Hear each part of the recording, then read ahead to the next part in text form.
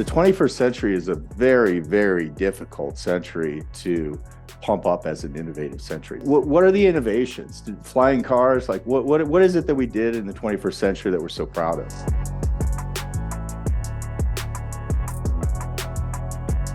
AI fits into the world as a tool that we can use, not a solution for our own thinking and our own problems.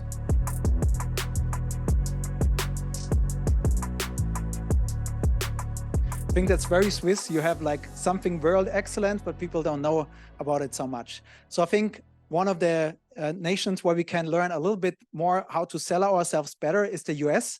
So I think that's a perfect moment also today to celebrate how can we combine both things at the same time. We do two things. On the one hand side, we foster interdisciplinary research, because we believe, like especially in AI, at the interfaces between different disciplines, there are a lot of breakthroughs that are yet to be discovered. And the second part, which is also very strong, is the transfer to society by doing certain outreach events, but most importantly, also industry collaboration and startup foundations. So if you were at some point interested to join one of our events, we do around 50 events per year. We just had last week our annual event with 2,000 people here in Zurich. So there are a lot of great opportunities where you can see what's actually going on here. In this building, we call it the Swiss AI Tower because we have on 6,500 square meters or 70,000 square feet, we have 15 professors, so around 10% of our faculty. And what's also very interesting, we have parts of all different areas of Switzerland. We have the Swiss Data Science Center, which is jointly with EPFL, also represented in the building. We have the National Supercomputing Center, which is very critical. We're getting one of the best supercomputers in the world in the next few months, which is in Lugano, but they have an office also here. So Ticino is also represented here as well. And so it's a very dense environment that we're here celebrating. And this one floor is the AI Center. You're also welcome to walk around and look a little bit and explore the area. Good. I don't want to talk too much, but this was just a little bit of an introduction where I believe, like, if we combine the Swissness with American boldness, then I think we have something that everyone wants. And with that, I want to hand over to the next speaker. Thank you.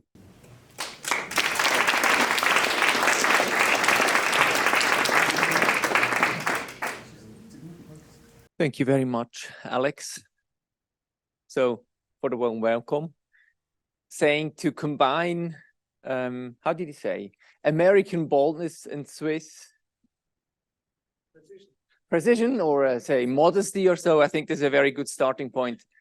So my name is Ueli Studer. I was fortunate enough to be a member in the year 2012 of the Young Leaders Conference of the American Swiss Foundation.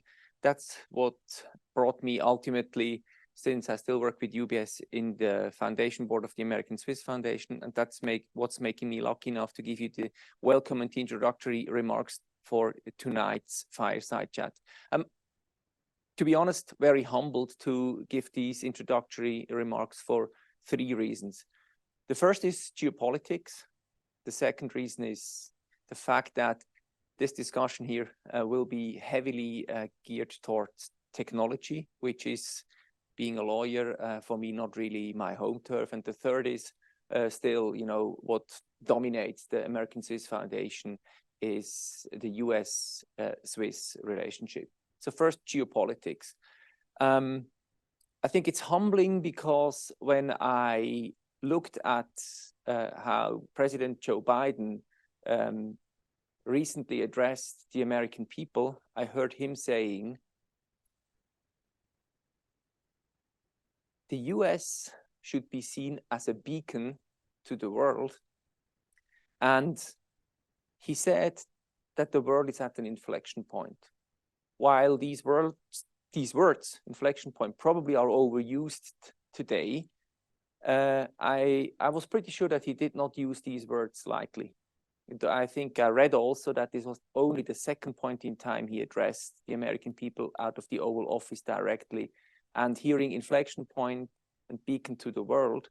And when he closed his addressing the US people, he said, as they always say, the presidents, that the United States should be blessed. He also said, let our troops be protected. And, we as news readers all the time, I really felt this cannot be like any day addressing the American people type of speech. It must be special times. And we know all it's special times. It's in certain areas of the globe, it's war times. And I felt really humbled by this fact to become and to hear the leader of the world, one could say, or disagree, but at least it's one of the most important nations on this globe. I felt very humbled when I heard that. So I think all introductory comments to whatever conference today you give, we should put things into perspective that probably the globe is in very, or is driven or driving towards quite uncertain times that put many things into perspective. The second reason why I make these introductory comments very humbled is, as I said, technology. I really didn't know about the AI tower, to be honest. I didn't know. I think it's great. I walked around. It's not only that floor, just that it's 6 floors here. I also asked, why did you branch out? Why not sitting in the middle of ETH? It's not because one wanted to separate. It's because people constraints. Just place was not enough, so they had to branch out. And I feel it's also stating, yeah, it's technology. It might not be tangible, but here and there you still have to have offices and people talking to each other. But I'm humbled by all technology facts because I realize, when I look at that, I think about the 4 industrial revolutions, while probably we all know about from history books about the first industrial revolution, 18th century, when it was all about mechanization and what replaced the agriculture as the industrial backbone into society. When mechanization came in, 18th century, second industrial revolution being mass production. That's also known to us, at the end of the 19th century then, or beginning of the 20th, it was the invention of the automobile and then, the planes. We all know about this. And then the third industrial revolution, we probably have not entirely digested all of its impact that it has on us, because it was about automation. And at the end of it, it opened the developments into space flights, biotechnology, and I personally, at least, wouldn't dare to say that I have already digested, all consequences of those 2 developments in particular. And now we already talk about the 4th or potentially 4th industrial revolution, and that's where all of a sudden AI comes into place. And I feel humbled by this because, to me at least, it means mainly talking at best on the surface of it.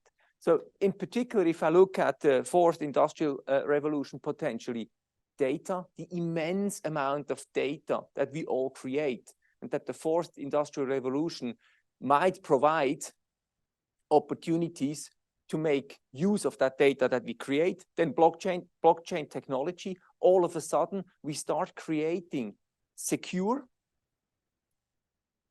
decentralized, and transparent processes. That was only, possible at the commercial register or the Grundbuch, earlier. And all of a sudden it's possible to be done by private. Thirdly, Internet of Things, my fridge talking to, the retailer, to replenishing the milk at the very moment it, starts, being done, right? That's all of a sudden new business models. Virtual reality, providing opportunities to change how we interact.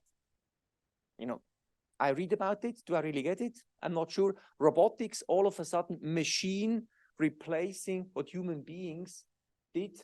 And lastly, but not leastly, because it dives and leads into tonight's topic, artificial intelligence, even beyond robotics, enabling computers to perform tasks that previously required human intelligence. The factor that we all felt to be the one decisive or deciding factor why we are different to anything else on Earth.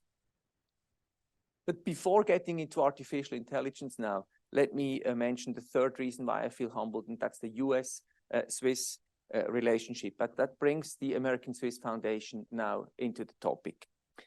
The US-Swiss relations have traditionally been very strong. The two countries are two of the world's oldest continuous democracies. I know that Switzerland actually just recently closed on elections. Every 4 years, we can vote on representatives leading the country. And intermittently, we still can, decide on whether we want our cows to, have horns, or at least those continuing to wear horns to be subsidized, etc., etc. And to say the same values US and Switzerland share: individual liberty, rule of law, and free enterprise. I'm not sure whether you know that Switzerland is the 6th largest investor into the United States, actually 3rd largest if it comes to R&D. Almost 500,000 of American jobs directly depend or are supported by Swiss foreign direct investments, 2 million by indirect job creation, and more than 500 Swiss companies have 3,500 business locations in all over the 50 states of the United States of America. We are also not only a good trading partner to the United States, but also a reliable friend, one could say, taking the US boldness now. We do the diplomatic services for the United States in Iran. Formerly, we did it in Cuba. Now we do it also in Venezuela.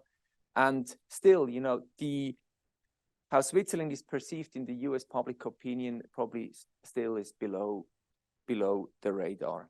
That more than to the Swiss modesty or trying to not make a big fuss about Swiss activities. I think it's fair to say that during the Trump administration, there was a certain pronounced uptick in the interest in Switzerland, with Swiss president first time visiting the White House. Corollarily, I think Secretary of State, was it Mike Pompeo, visiting Switzerland for 3 days, etc. So I think there was a certain uptick, while now in the Biden administration, we saw some, how I would call it, isolated setbacks to a certain extent, and they're mostly, and I can observe that specifically in my job here, they're mostly geared towards the financial center in the area of the banking secrecy and the allegation that Switzerland is perceived as a tax haven. But let's not put clouds into the room now for this evening, because what I believe is important these days is to recall to our memories, the American-Swiss Foundation, that specifically the American-Swiss Foundation was founded in 1945 after Second World War. The Swiss-US or the US-Swiss relationship then was quite damaged, I would almost say, because Switzerland was able, fortunate enough, lucky enough, probably we don't really know, to go through the World War times without being dragged into the real war activities, being able to remain a neutral stance.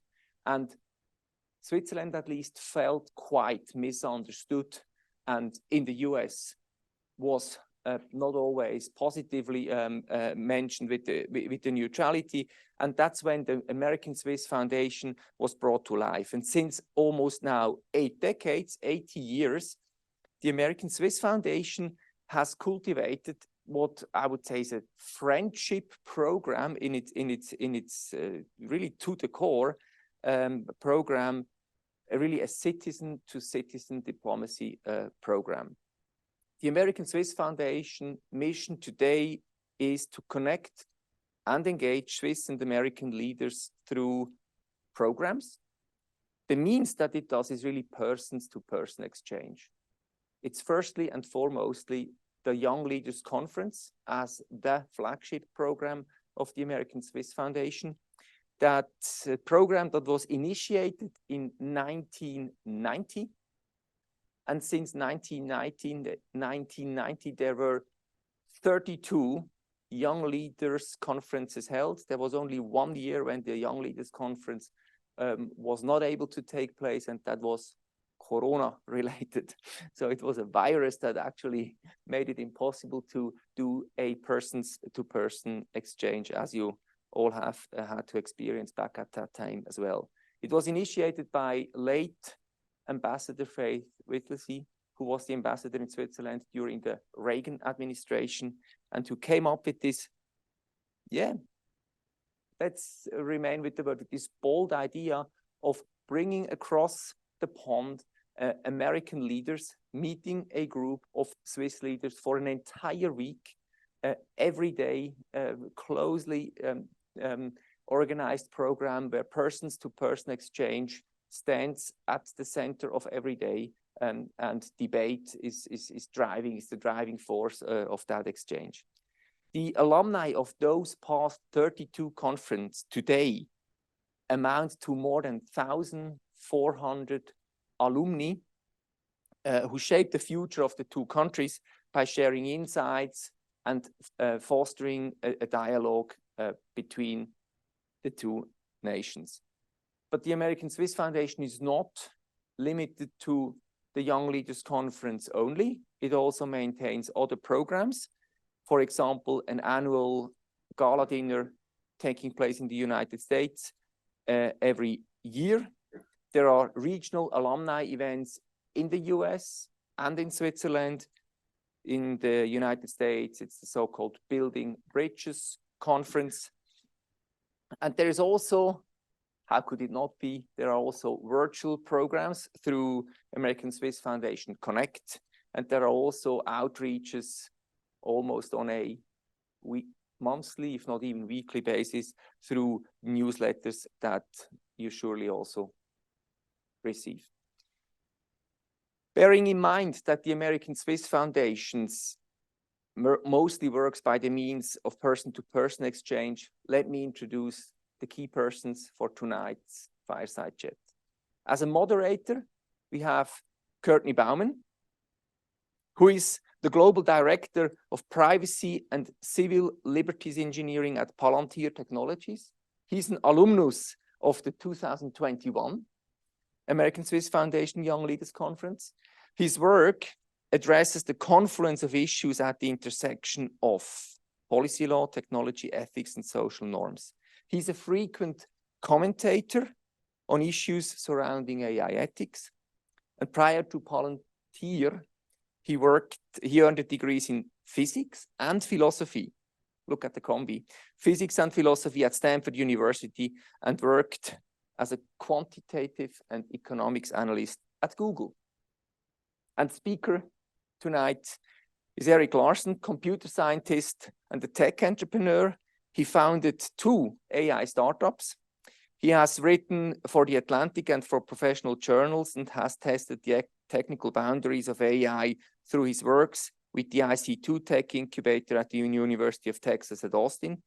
He's the author of a book, The Myth, title of tonight, Myth of Artificial Intelligence, published in 2021 by Harvard University Press, and is currently working on his second book.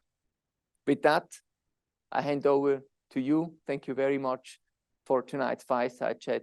We all look very much forward to what you will be sharing. Thank you. Shall we? Yes, Michelle. All right. Erik, it's a pleasure to share the stage with you. Erik and I are friends for a couple of years, and I've had the pleasure of studying in depth his fantastic book, which I remind you haven't signed yet, so I may ask you to sign this after the event. The book is called The Myth of Artificial Intelligence, subtitled Why Computers Can't Think the Way That We Do. On its surface, that seems like a pretty skeptical perspective on artificial intelligence. Are you an AI skeptic, or how would you characterize your view on artificial intelligence and what you were aiming to accomplish in writing this book? Right. So, I started working in the field in January of 2000, which really dates me. And so basically, I've been working for the entire 21st century on artificial intelligence as an AI scientist. I worked for companies. I actually left a company just to work on a second book, but otherwise I've been developing applications. And back in the 2000s, there was this idea that AI was a diverse field. There were lots of different ways to approach things. We didn't know exactly how we were going to make intelligent software.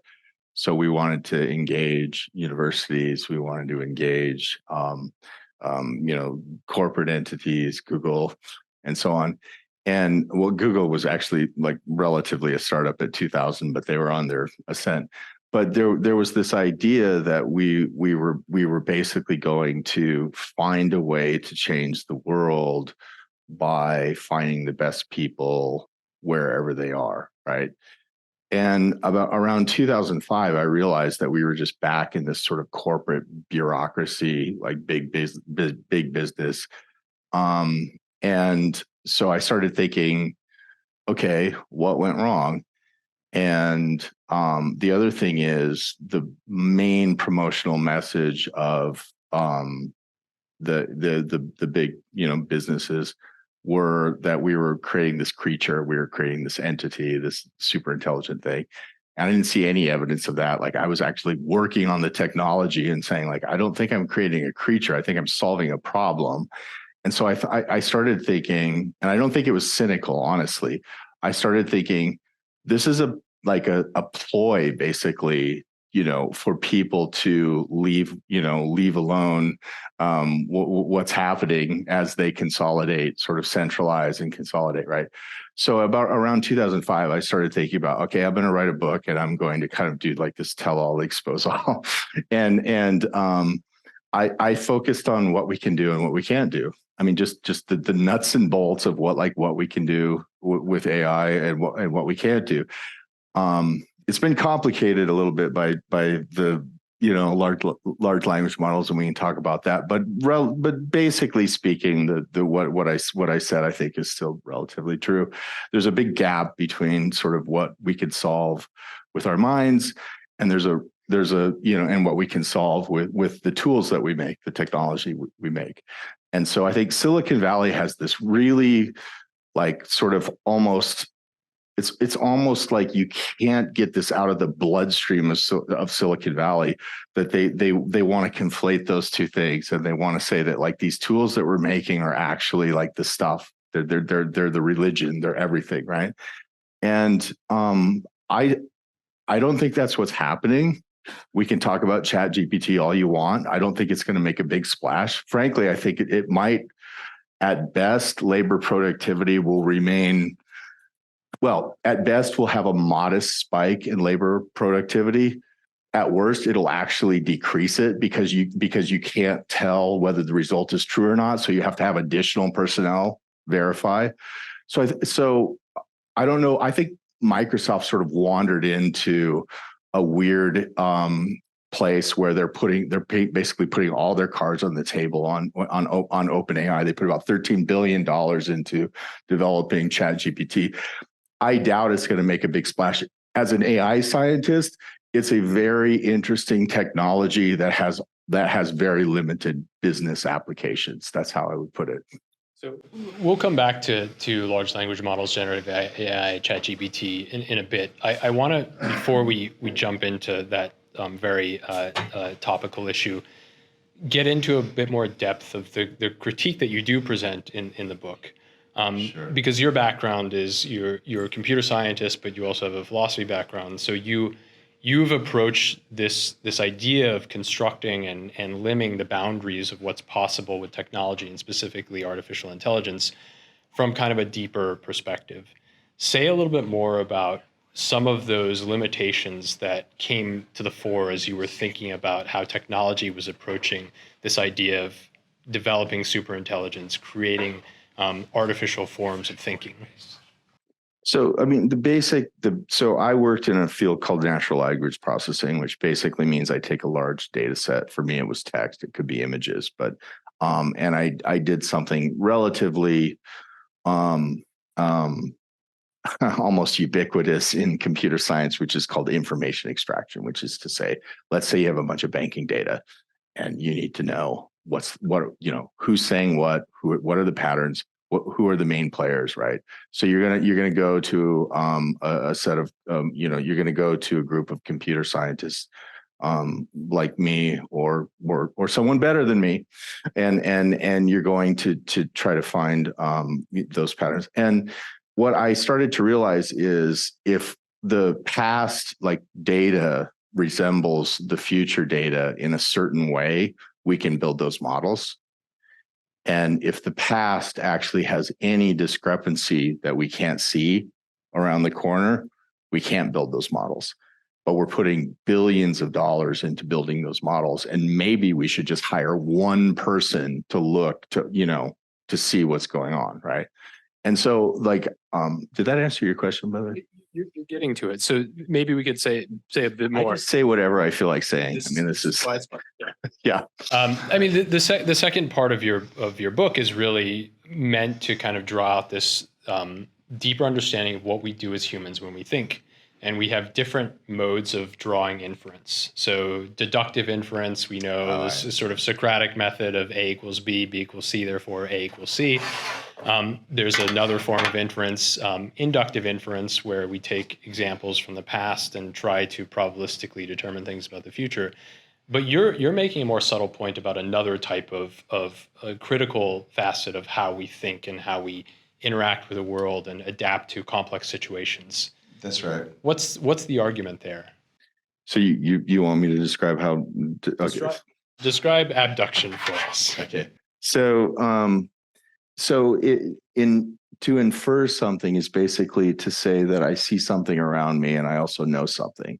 So if you take the combination of what I already know and what I can see, you can say, I think this is what's going on, right? If you don't know anything and you can see stuff, I don't know what you are, but you're not a cognitive agent. You're not an intelligent agent. On the other hand, if you know everything, but you can't see anything like ChatGPT, you're not also intelligent, right? So the question of inference is actually central to the question of artificial intelligence, right? If you don't understand how, whether it's organic, or non-organic cognitive systems infer, you don't know, you can't assess, and you can't really even talk about how intelligent they are, right? So what I did was in the book, I said, what are all the types of inference that we know about, going all the way back to Aristotle? What are all the types of inference that we've studied in mathematics, mathematical logic, and in philosophical logic, and so on? And it turns out there's three. Deduction is something like, this is the example that I use, and it's actually perfect because it's raining. So deduction is actually was developed by the classical world, by, roughly speaking, by Aristotle. You could add some, but if it's raining, the streets are wet. It's raining, therefore the streets have to be wet, right? So it's a absolutely certain conclusion as long as the premises are true. And so that sort of knowledge we actually use, but it's a very, very small percentage of the knowledge that we use to actually solve problems, to make money, to do anything interesting, to fall in love. Deduction is not sort of the thing that we're up to. But it is a form of inference that our brains employ. It turns out that in the history of AI, AI started roughly in 1956 at this conference called the Dartmouth Conference. And basically they said within 6 months, we're going to solve all these intelligence problems, and they're going to do it with a deduction, right? They're just going to say, if A, then B, A, therefore B, and variations of that. It failed miserably, of course. That's why we're still working on AI. So people went roughly speaking, around the 90s, people started to flow away from the deductive inference approach in AI, and they started going into the inductive approach. And induction is like saying, if I see a bunch of examples of something, let's say I keep looking at a bird, and every single bird let's say it's a swan, for instance, to just take the classic example. And let's say every single swan that I see is always white, right? So induction says, I don't need certainty. I just need the preponderance of evidence to say, hey, swans are probably white. Turns out that there are black swans, by the way, in Australia, right? So it turns out that it's wrong, right? And so induction is what we call defeasible, or it can be defeated by a counterexample, which is just like hold up a black swan and you're can I say screwed? But induction, roughly speaking, kind of took over the world in artificial intelligence in the 2000s. And there's a very, very simple reason why it did this, because we had volumes and volumes of textual, and then later, as broadband came in, image data. So all of a sudden, we could start looking at past data sets, and they were huge. They were megabytes, then they became terabytes, and they became petabytes, right? So we could just start saying, hey, let's just count all the white birds, right? But it turns out that if you look at induction very closely, it can't deal with edge cases. This is why self-driving cars don't work. Because if something wanders across the road and you haven't trained for it, no matter how much training you do, there's going to be eventually a unique circumstance that you can't account for. And that unique circumstance can be, it depends, it can be either very, very devastating to what you're trying to accomplish as a person, as a business, and so on, or it can be relatively minor, but you can't determine in advance which one. And so you don't want an edge case sneaking up on you like this. And that's exactly what sort of induction can't solve. It can't solve that. So there's a third type of inference called abduction, where you rely on background knowledge of the world and you make an educated guess and then you sort of test it, right? And what's interesting about abduction, it was formulated originally by an American, a scientist, Charles Sanders Peirce. He's sort of little known.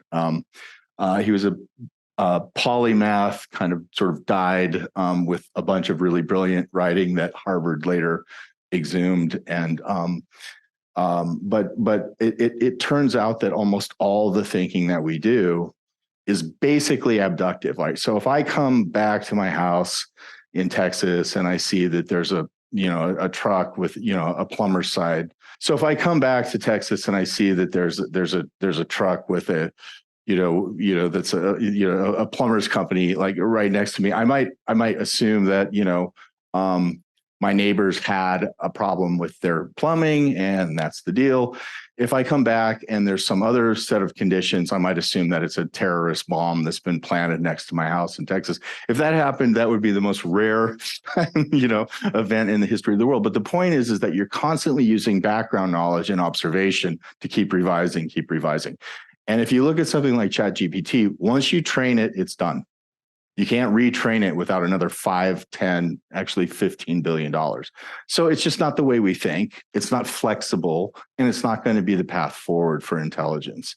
And I think that's fairly obvious. So okay, that's a fantastic whirlwind view of these aspects of inference, and I think it brings us back to this question about what it is about ChatGPT, large language models, generative AI, as a seeming revolution in artificial intelligence, because that's what everyone's talking about today.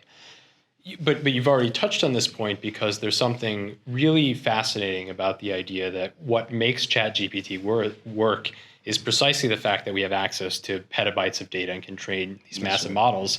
But you've described this problem of abductive inference, which is something that we do every day to navigate the world. And yet it doesn't require that we train constantly. We do it with very sparse information. We form hypotheses about the world and we navigate our surroundings quite effectively.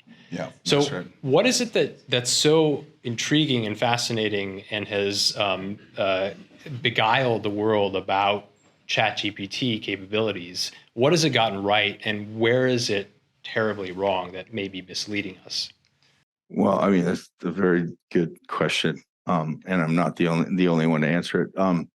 So what it's gotten right is, like I said, I've worked in the field for 20 years, and we were working on problems 5 years ago that we couldn't solve. And then, this upstart, started by Elon Musk, came along, OpenAI, and, like I said, they got a few $1 billion of investment in Microsoft. They used what I do think is a legitimate computer science innovation. It's called the attention mechanism, and it basically allows you to look at an entire phrase instead of just the word before, the word before, the before. You can actually just look at the entire phrase, and so you can just have massive parallelization. But what you also have to have is access to $1 billion in supercomputers. What it does right is it solves problems that we couldn't solve using less computationally intensive approaches and without the 2017 innovation that I mentioned, the attention mechanism, which, by the way, came from Google, and then it got stolen. Google must be really mad about this because it was Google Brain and Google Mind. But so I think what it does right is, and I think it's undeniable. I have colleagues that actually want to, say like, oh, it doesn't really solve the problem. And it's like, yeah, no, it actually solves the problem. The problem is that it's simulating the solution of the problem. It doesn't understand it. So at some point, remember what I said about edge cases, right? At some point, you're going to fall off a cliff and you don't know where. And so this is another example of a technology. I call it a bell curve technology. It works really well on the whole. And when it fails, you don't know why it fails, and you can't possibly understand how to fix it. Because if you fix something in ChatGPT, because it's got about roughly 100 trillion, am I being too technical? Yeah. Roughly about 100 trillion parameters. If you add data and try to fix it, you're going to end up basically developing a plugin on top of it, because you can't retrain it. It takes about 3 months to retrain it, and you don't want to use $4 billion to retrain it. So what you're going to do is you're going to hire a few, software developers. And you're going to put a plug-in that says when it screws up, make sure that you, delete that or do something. So I would call ChatGPT. It's very frustrating for me to talk about ChatGPT because there's a sense in which it's a real innovation. But the problem is that it's an innovation that's not going to get us to the goalpost, right? That's the real problem. The goalpost being superintelligence, artificial generalized intelligence, some movement towards. Well, let's say you want a tool so Microsoft's developing something called Copilot, and basically, do you know the little what do you call it, paperclip? Clippy. You remember that? You guys are old enough to remember the paperclip. But remember how the paperclip didn't work? So basically what ChatGPT is, what Microsoft wants to do with their $13 billion investment into OpenAI is they want to develop a Clippy that actually can talk to you. And maybe you can say, while you're going about your day, hey, make me a list of bullet points for the meeting that I have to give. My manager's mad at me, or whatever it is. And it will, right? And that's labor productivity. The problem is that whenever it goes wrong, somebody needs to know that it went wrong. Otherwise, you're going to get bad labor productivity because you're propagating errors out into the business world, right? So I feel like I'm answering a different question. No, we're trying to get at what's the goalpost that we're aiming for, that you feel ChatGPT and other forms of large language model aren't actually accomplishing? So a tool that you can, so let's just be real simple here. Let's say that you have a calculator like on your phone, or, before we actually used to have calculators, right? And let's say that you add two, or you multiply two 4-digit numbers. You want to know that it's correct, absolutely, right? Because you're going to use it with your human mind to accomplish some other goal. The problem with ChatGPT is maybe it's correct, maybe it's not correct. So you have to backtrack to the very first step. Are you guys following me? Okay. That's the basic problem. And what we're trying to get to is a calculator that does a lot more than multiplication, addition, subtraction, right?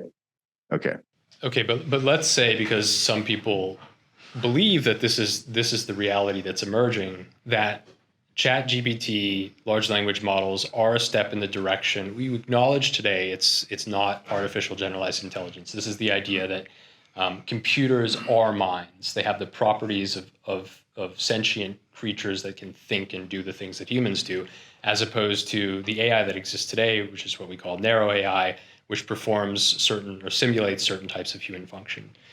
If people argue, or who vehemently argue, that large language models are not just a modest, but a significant step in the direction towards artificial generalized intelligence, and they use as a part of that argument, or an appeal in that argument, this idea of emergent properties. Right. What do we make of that? Are there emergent properties that are suddenly so fascinating and point towards some real type of intelligence? Or is this an artifact of just the way that these machines work? There are emergent properties, actually. The problem is that it doesn't, in the entire history of rational Western, thinking, it doesn't actually help us do very much. So we could probably make, if you want to make an emergent property, I could probably figure out with $100,000 investment how to make a randomization machine made out of oak. Any venture capitalists in the audience? So if you want emergent properties and you don't want to verify the result, you just want to see sort of what comes up next. And it's better than that, obviously. So I don't want to short shrift it, because it does generally work. But there are emergent properties, and it's a function of something called a color map. So what happens in ChatGPT is it takes what's called a prompt, which is what you asked it, right? That's a sequence of tokens to it, right? It's not even words. It's like numbers. And then it says, what's the next best, highest probability token, given that you supplied it this, right? So it's trying to find a reasonable completion of your prompt, which is already anthropomorphizing it, because it's really just trying to find the highest probability of the next token, right? And then it actually takes the appended token and it pushes it through, the entire thing. The emergent properties of ChatGPT will arise because the engineers cleverly, and I think correctly, made the cutoff for what's the best next around 80%. So roughly 20% of the time, just pick something else. But still, it's in the reasonable range, right? But it's not the best. And it turns out that you don't get this kind of parrot-like language if you do this. So if you do a color or a heat map at around 80%, you can actually generate really, really interesting English text. And what happens to us is, so this is a big misconception about how we look at technology, right? So people generally think that we see the technology and then we develop a belief about how it works. What actually happens is you have a belief about how things should work. And when you see the technology, you try to fit it into your belief, right? Actually, psychologists talk about this endlessly. So somebody like me looks at ChatGPT and I say, that is a completely I'm not going to say the F word, but can I say effing? The completely effing mindless, give me $5 billion and I'll make a stochastic parrot do, right? The problem with that approach is, I'm not exactly sure how I want to finish this sentence.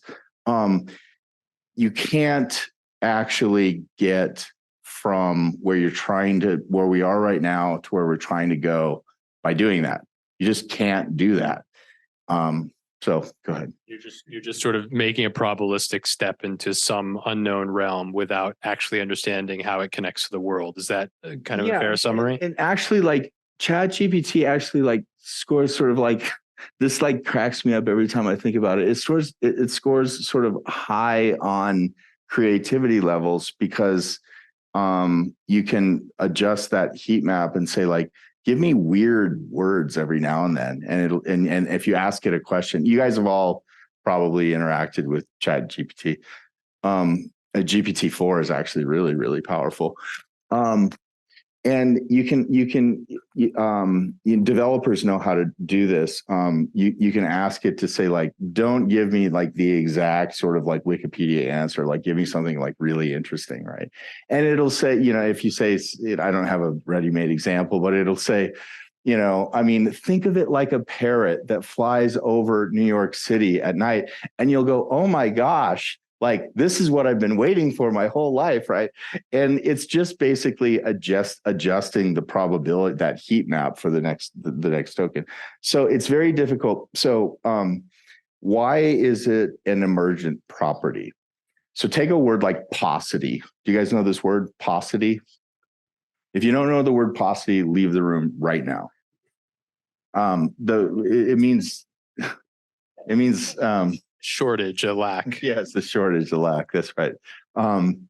And so in paucity, there's a 3-letter token that is AUC, right? Does anybody know if AUC is a word in the English language? AUC? It's not. I don't know what it says, but it's close to something I don't want to say. So it's just like, it's not a word, okay? But what ChatGPT doesn't have any even conception of words. It's actually just all numbers. And when it tokenizes words, it tokenizes them in the optimal way to generate the result. So you just keep going and going and going in a circle until you get what you want, right? And so it will eventually just start ignoring words. And so it'll take AUC and it'll say, I saw AUC over here. I saw AUC over here. AUC is not a word, right? So it doesn't have any comprehension of sort of, so getting back to the psychological point, when we see the result, we say, that's English language. There's this thing, do you know this bewilderment of language that Wittgenstein said? So if I tell you a concept like it's learning, and you have a concept of learning in your head, you'll attach your concept to what I said about learning, right? And so it's sort of like the bewitchment of language. I'm skipping around a lot here, but I'm always unscripted when I give these talks. But no, it's a great example, and in a more mundane way of framing this in computer science, we think about the distinction between syntax and semantics. Yeah, so sure. there's a syntax that relates tokens together to form different constructs in language and sentences, but the semantics is the thing that relates to the value of the statement in the world. That's right. And so there's an element here, there is a fundamental disconnect that can't be resolved, because really at the end of the day, you're playing around with tokens. You're playing a language game with tokens. Yeah, that's right. So I mean, the claim that it's understanding language is rather hard to maintain when it doesn't actually even tokenize in terms of words. It'll just take AUC for paucity. That's why I gave you guys the example, right? It doesn't know what paucity means. It doesn't care. It just means AUC is helpful in generating a sequence of text out of 100 trillion parameter neural network. It's very difficult to see how that's a path forward. There has to be something like a world model or an understanding of how things work in AI, right? Or we have to sort of, what's the word I'm looking for? Reconcile ourselves to the idea that we're building tools that are never going to figure these things out. And so we need to get a fit between the tools and the problems we're trying to solve, right? That's an excellent point to segue on, because Erik is being dragged all around Europe on a book tour, and I promised him that this conversation wouldn't be exclusively about artificial intelligence, which is the subject of his first book, when he's deep in the throes of writing a second book that's called The Turn. And so, as I understand it, The Turn, you're making an argument that sort of picks up on some of these concepts that we've been talking about, which is that technology, which we seem to think and believe is driving us in the trajectory of linear progress, may not actually be doing that thing. What's your diagnosis of where technologies like artificial intelligence are actually taking us?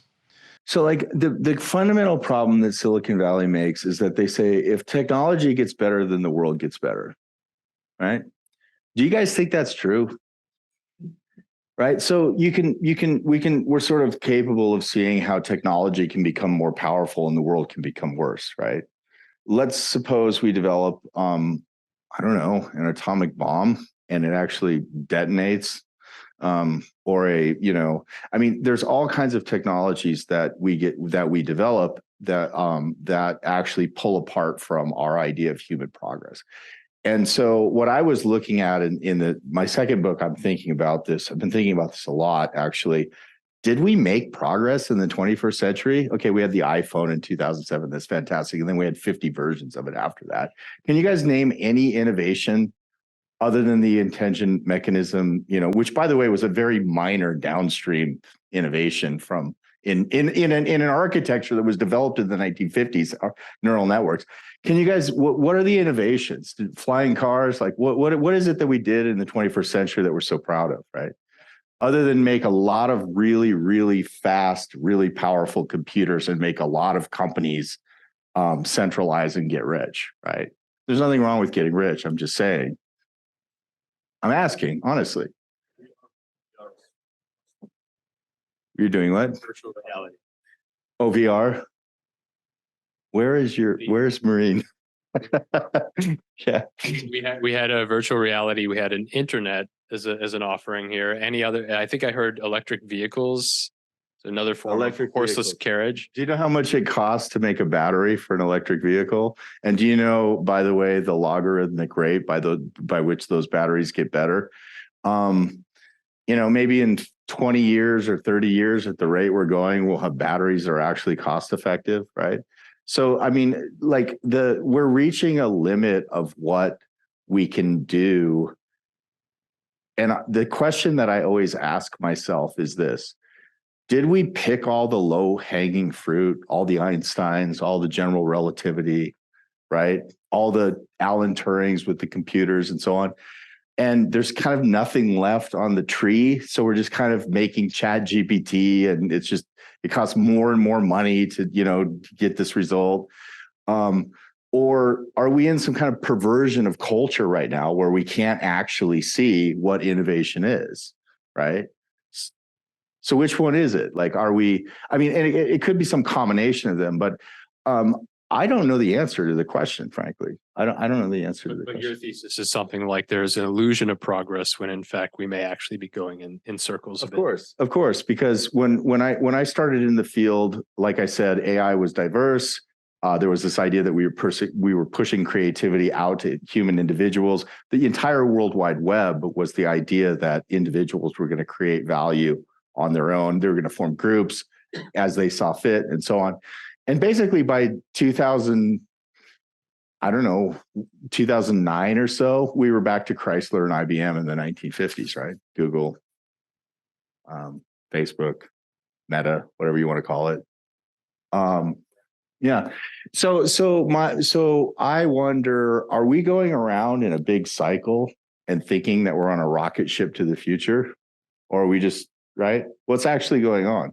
Because the 21st century is a very, very difficult century to pump up as an innovative century. The minute you start doing it, and I can tell you, spent a lot of time in the library. Nobody's actually in the library anymore, trying to understand, like, is it an innovation century, right? So far, I don't see it. I don't see it. Okay. I think we have a little bit of time, so if there's some questions from the audience, I can bring the mic. Can I bring in another weird word into the discussion, embodiment? So since you have been around AI since 2000, it must tell you something. In relation to robotics, which was also mentioned today as a checked box in a way, which I could maybe question a little bit, because I think in some jobs I wouldn't use the word replaced, but the humans are supported by automation. But I can think of many jobs where they are not today. So automation is not, in terms of robotic automation, is not really possible in all domains. And I think it's related a little bit to artificial intelligence, the way how we develop artificial intelligence and its disembodied character. Maybe you could comment on this topic. Well, I mean, so if you started with robotics in the 1950s and you said, like, let's transform industry, right? Like making cars, right? You'd have a really, really strong case that You had, that automation actually served a very valuable function, right? But if you look at today, we've actually hit a wall. So the easiest way to put it is, why is no one in the American media right now talking about robotics? Do you know what the answer is? Because we can't make any progress on it. ChatGPT is not robotics, the embodiment in the world, right? We can't actually simulate in an actual physical thing a caterpillar wriggling after 70 years of trying, let alone walking. I mean, the best robotics we have right now is roughly like a 3-year-old toddler walking, right? And so you don't hear about it because we can't make progress, and nobody knows. The smartest people in the world don't know how to make progress. So how is that, if you want to shift to a business context, how is robotics going to transform the world when we hit a wall? It's very obvious that we hit a wall. It's like cold fusion or something, right? If there's a breakthrough in robotics, I'm happy to be wrong, but I'll bet you it's not going to happen anytime soon.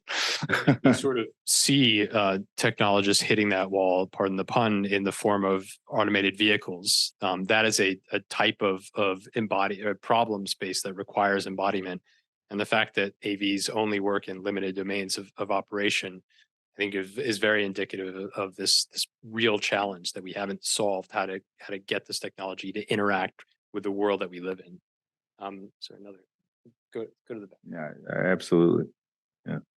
Maybe I'll just try to speak up. What's your view on regulation of AI, and is there even a need for that? And on the innovation, I would actually venture mRNA technology as a potential real sort of breakthrough in this century.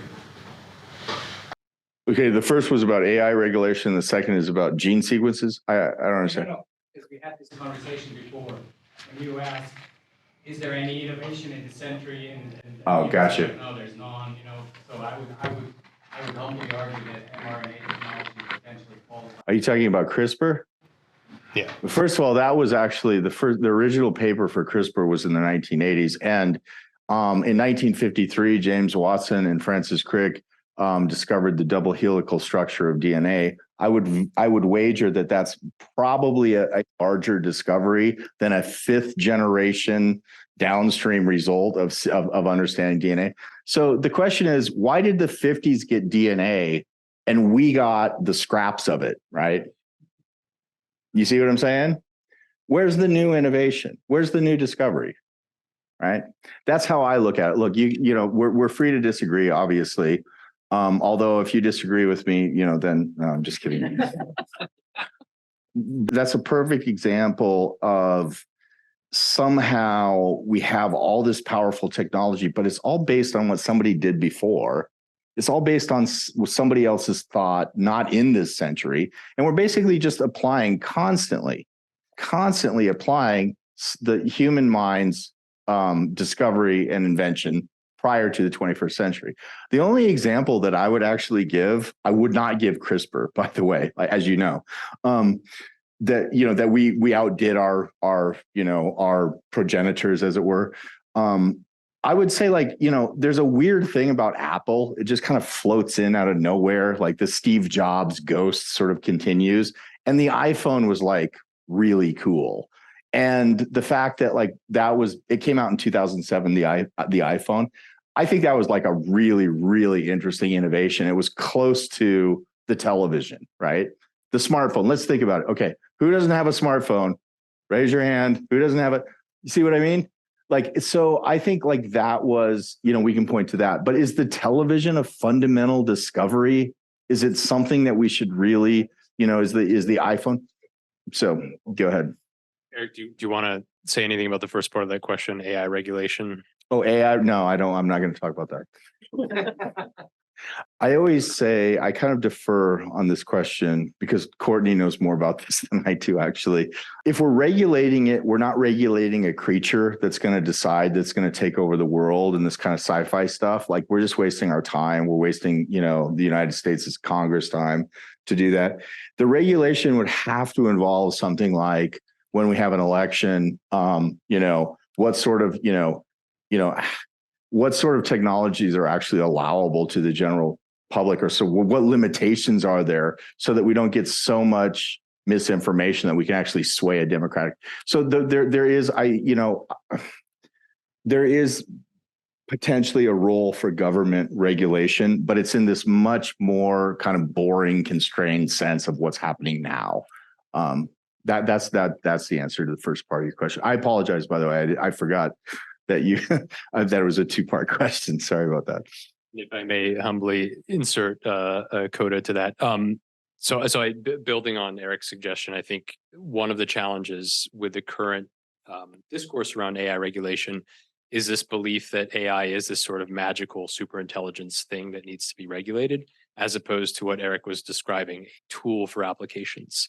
So if you take that latter view, that AI is a tool for applications, you have to put the technology in its context. And that means the method of regulation that's most effective is a sectoral approach, where you're drawing upon the expertise, the subject matter and domain knowledge of people who know how the technology relates to the thing that they're trying to do. And you're regulating that system in that context, as opposed to the technology writ large.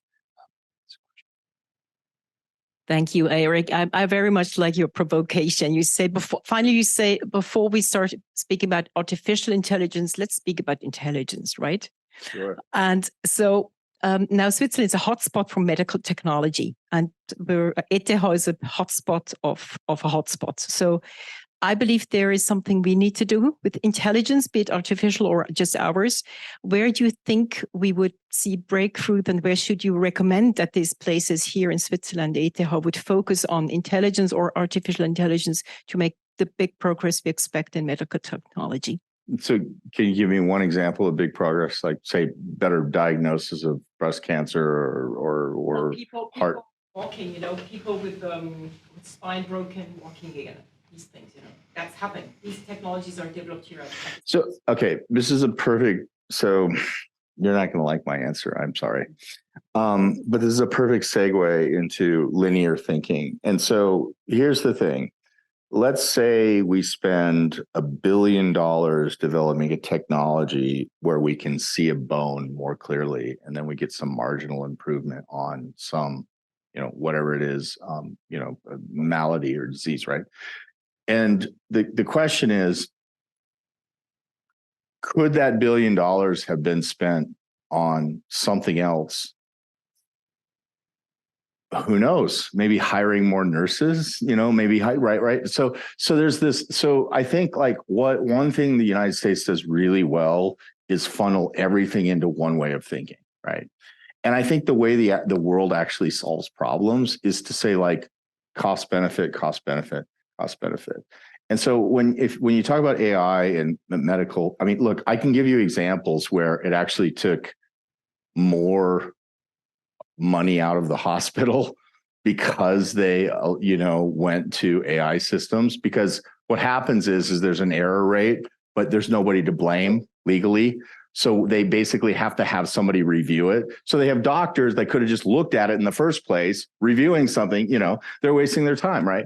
And so at some point, somebody we both lived in Palo Alto in Silicon Valley. Somebody in Silicon Valley would say yeah, but that's just a matter of time. We're going to figure that out. I would say, let's look at the problem and solve it in a way that's, able to be solved, right? Like the least cost, the best result. And so I don't know that AI fits into the world. Look, I mean, I'm going to go to my grave saying this, this is what I'm about. AI fits into the world as a tool that we can use, not a solution for our own thinking and our own problems, right? Maybe we'll take one last question. Thank you. Coming back to your loop we might be in. Right. Do you think that part of it might be that we need to turn anything into numbers, right? If we want to compute anything, and that there might be things that simply cannot be reduced to that. To numbers? Yeah, computable entities. Isn't there some irrational number that can't? quite be computed or no, I understand your question. So I do think I think it's a good, I actually think this is one of the key questions that you just asked. So one of the things we need to do is step back and say, like, what part of our experience can we quantify, right? In order to solve certain problems, right? And what part of our experience actually requires something else? Like if you have to build a tractor, you might be able to optimize on a supply chain, but you're also going to have other aspects of that. Like it's a very, very complicated thing just to build a tractor, right? And so what can be reduced to numbers is an unknown, actually, and it's why we have these kind of discussions that we're having right now. I don't know that even my very, very intelligent colleague here can answer that. But what can be reduced to numbers is like one of the key questions, because some stuff can't actually, right? I think I'll leave it at that. Erik, always a pleasure to have a discussion with you. I hope the audience enjoyed. I hope we answered some of your questions, or at least gave you more food for thought. But thank you all for joining. Thanks for the event, and have a great evening.